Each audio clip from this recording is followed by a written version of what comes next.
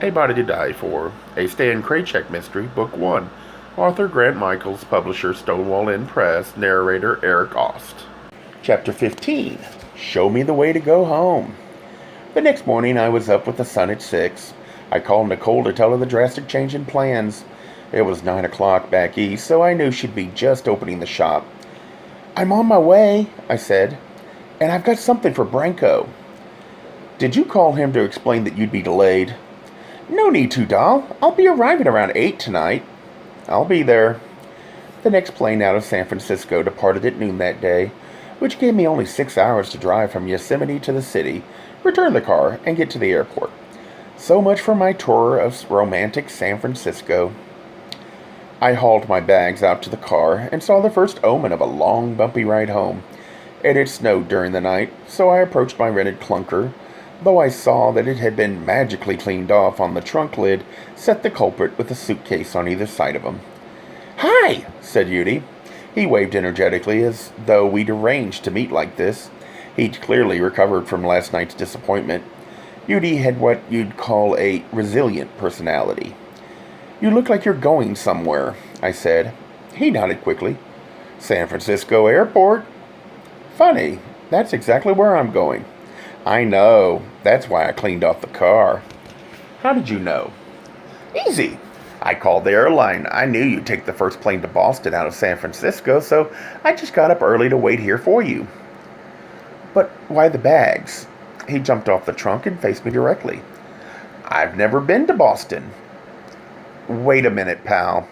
You're going to Boston?" "Why not? I don't need a visa or anything, do I?" I shook my head, more in irritation than in response. Udi said, "What's wrong?" "There's too much for me to do when I get back. I can't be your host."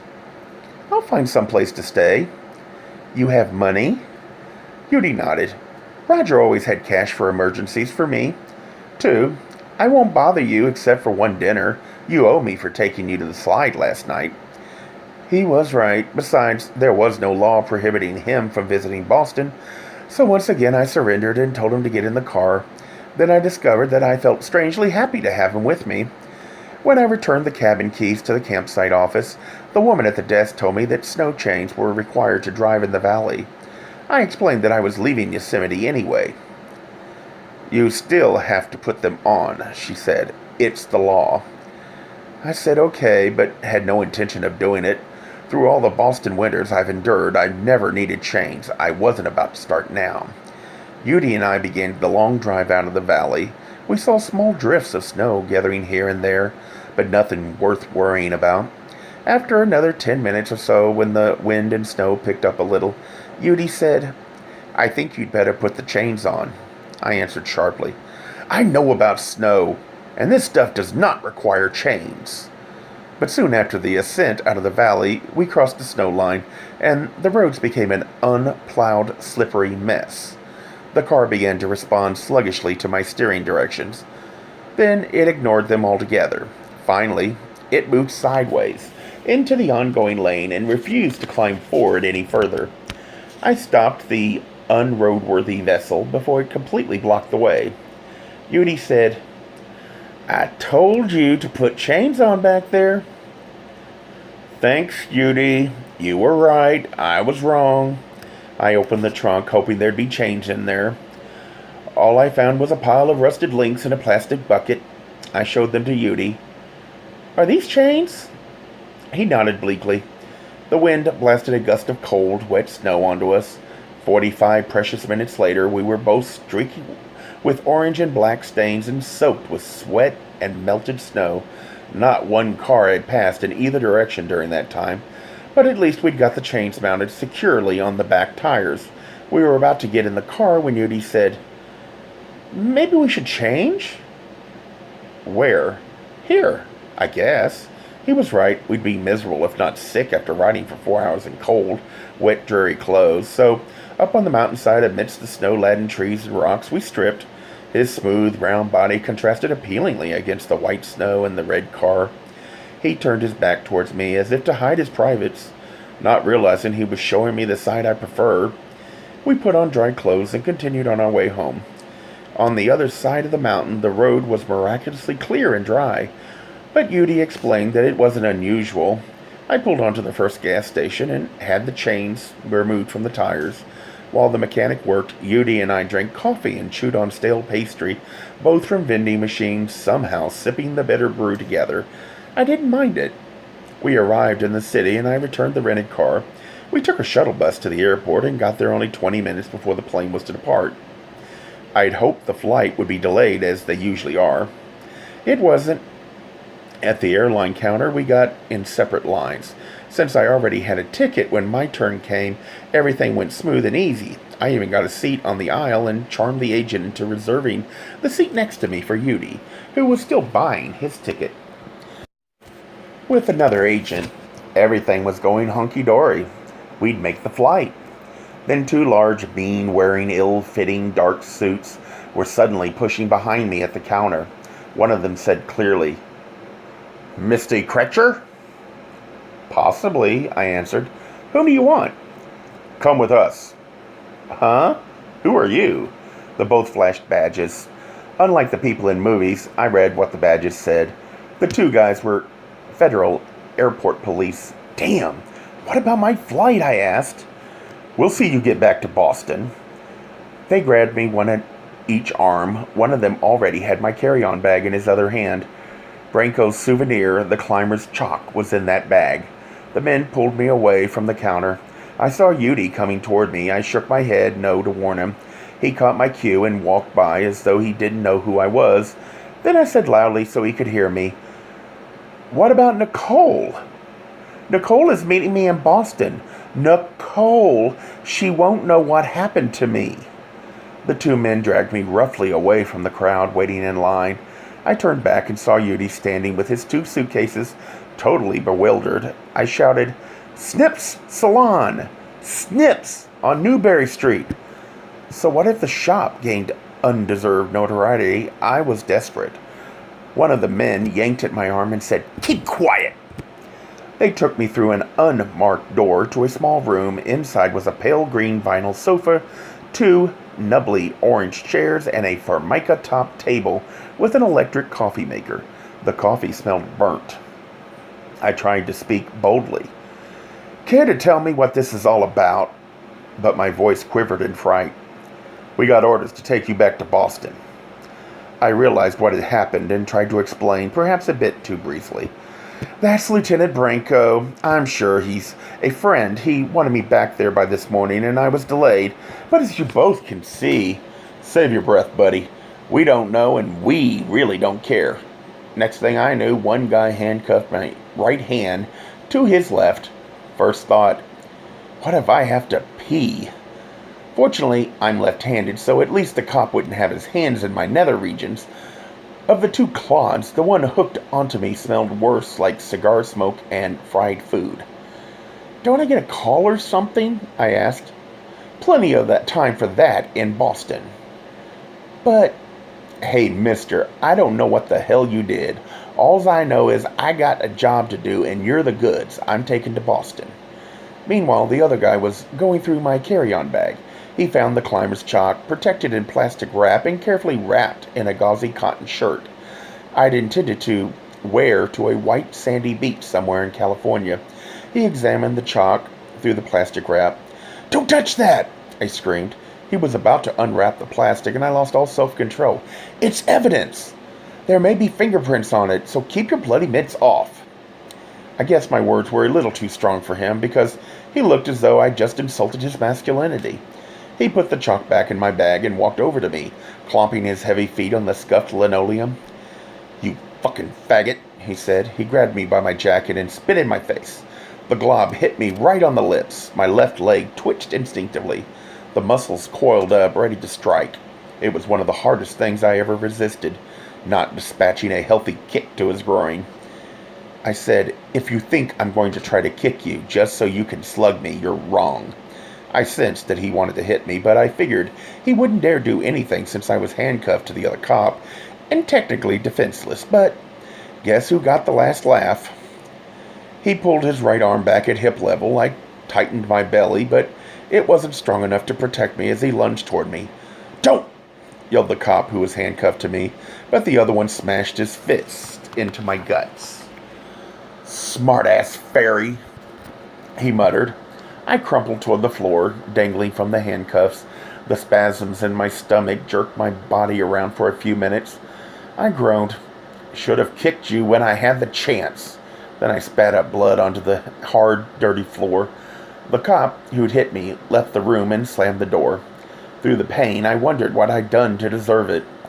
Once the worst agony subsided, I thought about what to do next. The answer was clear, since I was still chained to a big, smelly brute. Nothing. The flight to Boston was horrible. We were in the last row of the cabin with the heavy smokes, and I was jammed in against the window. It was humiliating to be handcuffed to an oaf who drank beer and belched and didn't even chew his food. Any well-bred Deb knows that causes flatulence. During the film, I had plenty of time to think. Ever since Roger's death, all I'd done was try to find out what had really happened and to clear my own name. Branco had even encouraged me, and I thought we had an unwritten agreement. But now, just because I didn't show up exactly on time in his office, he resorted to brute force. The Lone Ranger had turned on Tonto.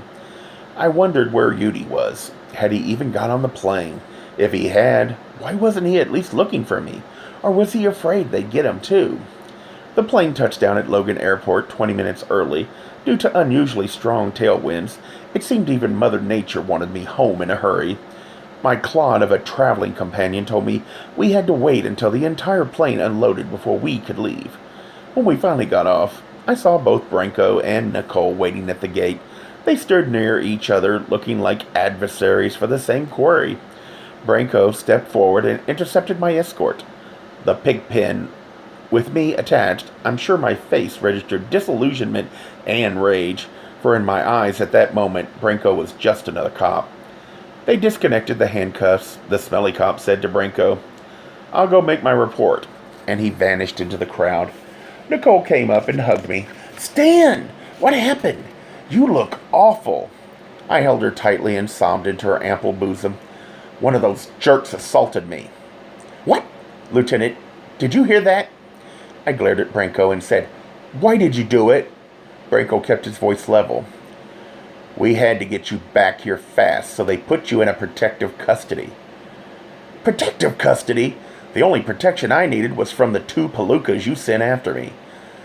The only way to guarantee your return was to use special agents from California." "They were special, all right. How'd you find me out there?" Branco's eyes dropped. "I suspected where you'd gone. But when you called your shop this morning, it was a cinch to find you in San Francisco. We had a trap on the phone where you work, remember?" "Too bad I forgot," I said. "Let's get going," ordered Branco. I held onto Nicole's arm as the 3 of us walked from the gate. Then I remembered Udi. I still didn't know if he'd even got on the flight. "Wait," I said. "Someone else should have been on that plane." I was about to ask an airline agent about the passenger list when Udi emerged from a nearby men's room. He looked terrified.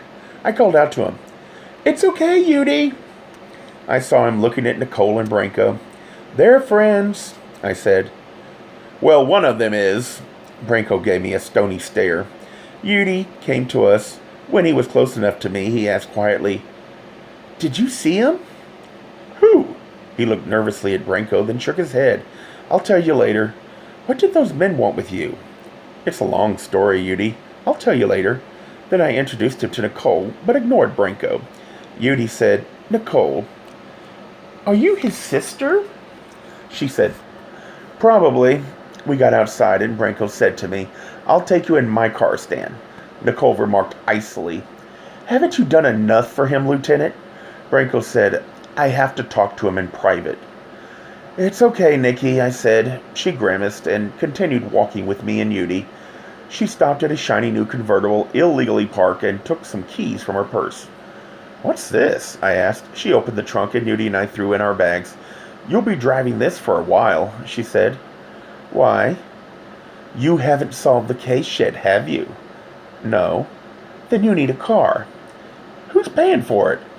"It's a transportation expense for the shop." Matters settled. At least Nicole was still on my side. To my great joy, I saw Sugar Baby standing up on her hind legs and peering out through the driver's window. "You brought her!" In seconds, we were reunited. Sugar purred noisily and licked my cheek. Yudi watched everything with reserved amusement, but I could see that something was troubling him. I got in the cruiser with Branco while Yudi and Nicole and Sugar rode together in the convertible. Once Branco got the cruiser moving through traffic, he said, "Is it true what happened with those agents?" "Lieutenant, you put me in with a fag-bashing homophobic cop." "Stan, I hope your imagination is exaggerating again. That's a serious accusation." "I know, damn it, but I was beaten and it was entirely without provocation." "Tell me exactly what happened." I recounted the whole ugly incident to him. Then Branco said, "I'll make a report tonight and see that he's put on probation. If you want to press charges." "You bet I do. Christ! It was those two against me, and I was handcuffed. I should have kicked the SOB. Vito, why did you do it? Why did you sick them on me?" Branco drove in silence. Was it because I'd presumed to use his first name? Was it a bit of remorse? Was he capable of such a feeling? He clenched his jaw, and I watched the muscle grip and relax. Finally, he said, "The captain got wind of your little excursion out there. He wanted you back here fast. So you set a time and date. That was it?" "That's not how it happened, but my ass was on the line." "I was on my way home." "I know, but the law's the law." "Cripes! You'd probably divorce your wife if she folded your underwear the wrong way." "I'm not married." "Your girlfriend, then." "You keep out of my personal life." "But it's all right if you wreck mine." "By leaving town, you put yourself under suspicion again." "For something I didn't do.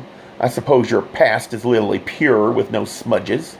Branco clenched his jaw again and didn't say anything until we came up out of the airport tunnel. Finally he spoke. "Stan, when the captain found out you'd skip, he ordered your extradition." "Who told him I was gone? You?" "No, and I don't know who. I tried to intercept the order, but I was too late. Fact is, the captain thinks I've been too lenient with you, and he's thinking of taking me off the case." "So are you blaming me for that now?" "No, but for your own safety, you shouldn't have gone. You don't realize the danger you can get in snooping around the way you do. I know, I asked for your help, but I meant for you to talk with people, not fly across the country." "But I wasn't in any danger out there." "You could have been, and not realized it." I wondered, did he really care? Or was he just trying to appease me and convince himself that he wasn't groveling under his sacred cow, the captain? I sulked the rest of the way home. When we arrived at my building, Nicole had just finished parking the rented convertible in a loading zone in front. Branco said, "I'll leave you now, but you report to me first thing tomorrow morning. Is that clear?" "Yes, sir." "And you'd better tell Miss Albright to move that car.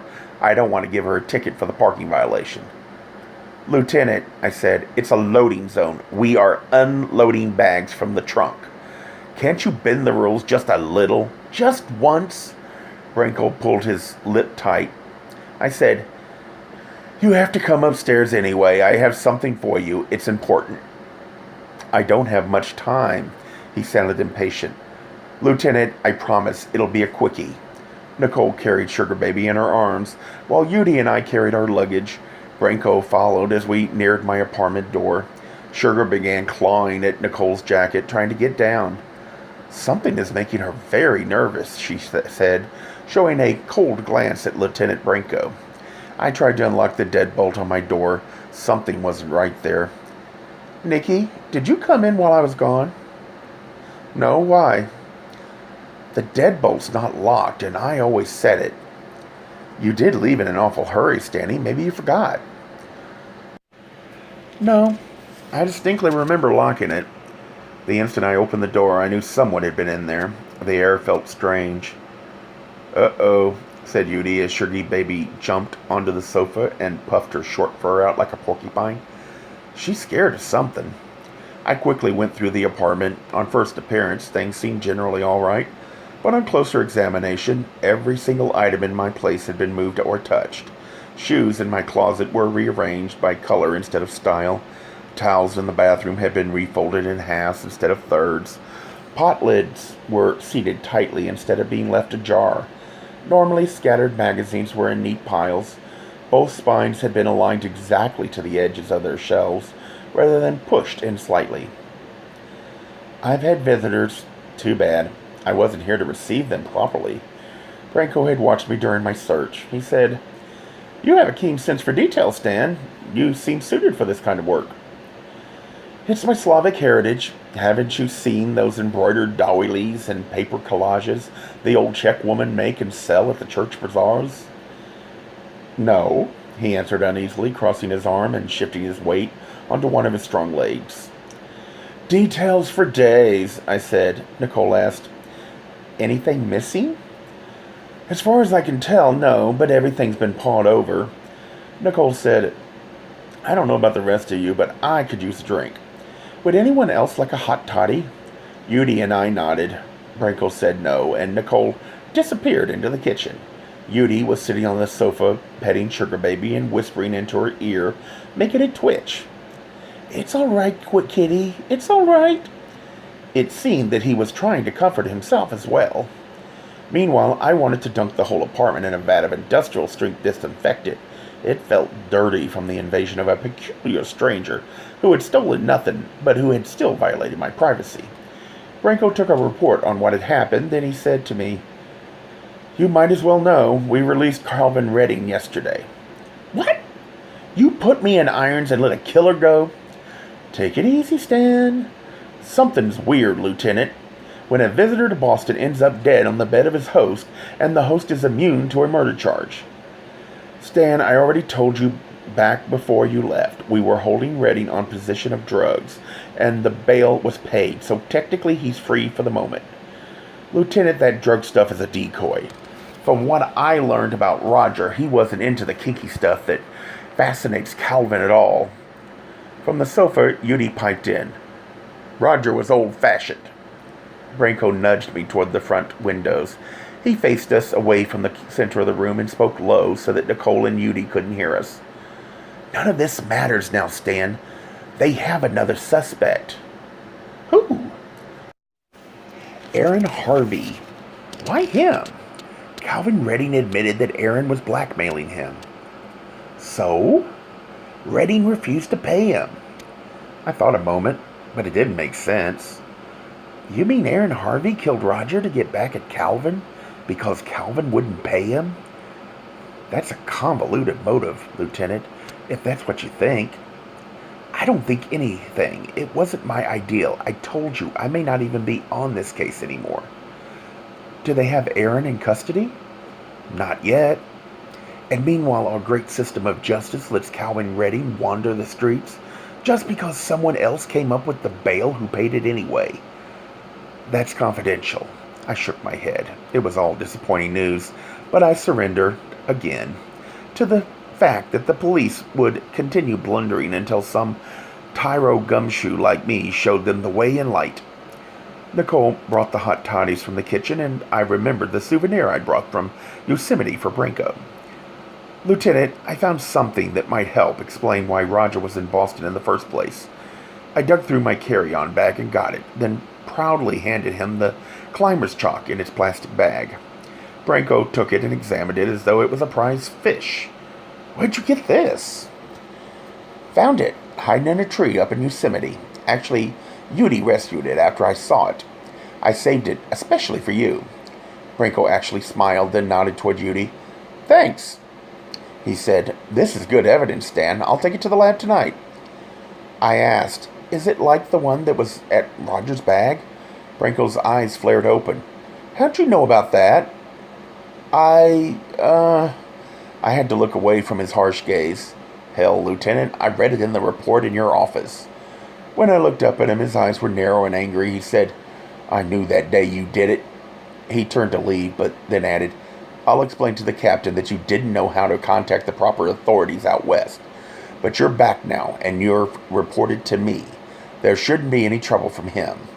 I followed him to the door and lowered my voice so the others wouldn't hear.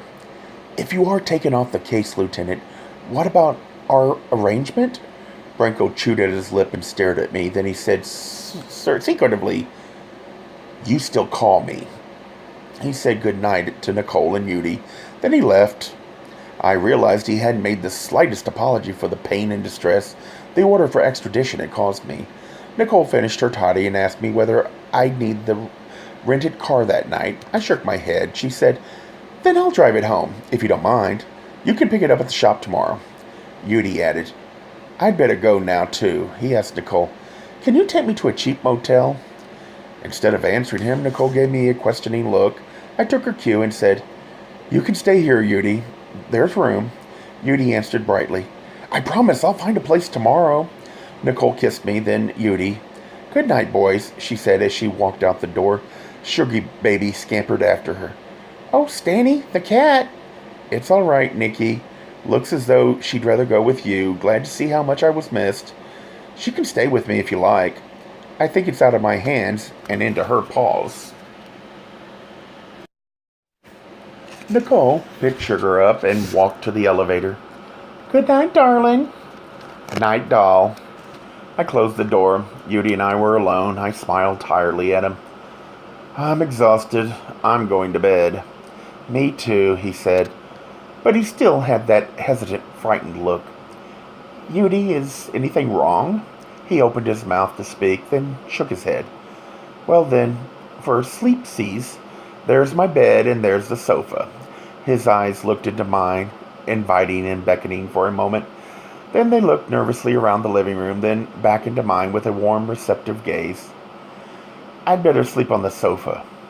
"Oh," I said, somewhat surprised. I'd expected him to choose my bed, and after the violent day I'd had, I really needed the physical comfort of a warm, friendly bed next to me. Even Sugar Baby had deserted me, but instead I set up the sofa for him, and we went our own ways. Later during the night, though, he slipped into my room and sat on the edge of the bed. I woke up and asked, "What's the matter?" Long, quiet minutes passed, and the shadows caused by the nighttime glow of city lights outside my bedroom window. Yudi sat heavily and said, "You know what?" "What?" I said, hoping for an erotic revelation. "I saw Jack on the plane." "What? Are you sure?" "I think it was he. I was looking for you when I walked up by him." "Did he see you?" "No. He was asleep, so I couldn't tell exactly, but it looked like him." "Did you see him coming off the plane?" "No. His seat was way behind me, so I ran off the plane and hid in the men's room. I didn't want him to see me." "I wonder what he's doing here." "Maybe it wasn't he. Maybe I was confused by everything that happened today, with you and those men." He moved closer to me. "Stan," he said with a faint waver in his voice, "there's something else I want to show you." "I know," I said, and pushed the blanket down to uncover my chest and my sore belly, and to invite him even closer. "But I'm not sure it's the right time." "It is, if we both agree, Yudi." "It's about Roger?" "Ah, yes. Roger." Suddenly I felt awkward exposing my naked torso to him.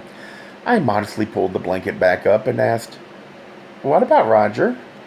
Yudi was quiet, then he shook his head and said, "I'll tell you later." "And meanwhile?" "Meanwhile what?"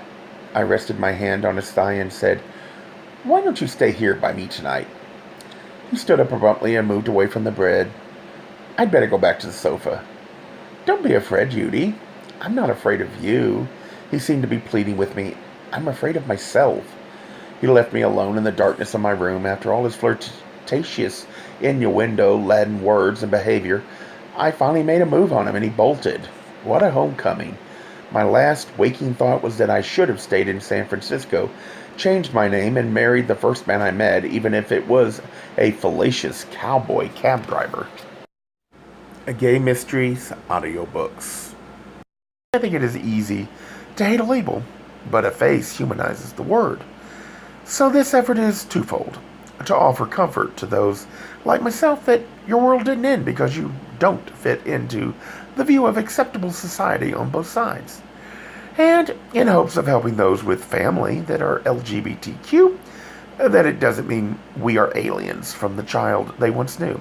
Reassure them so they can maybe be supportive at the same time, being true to their values.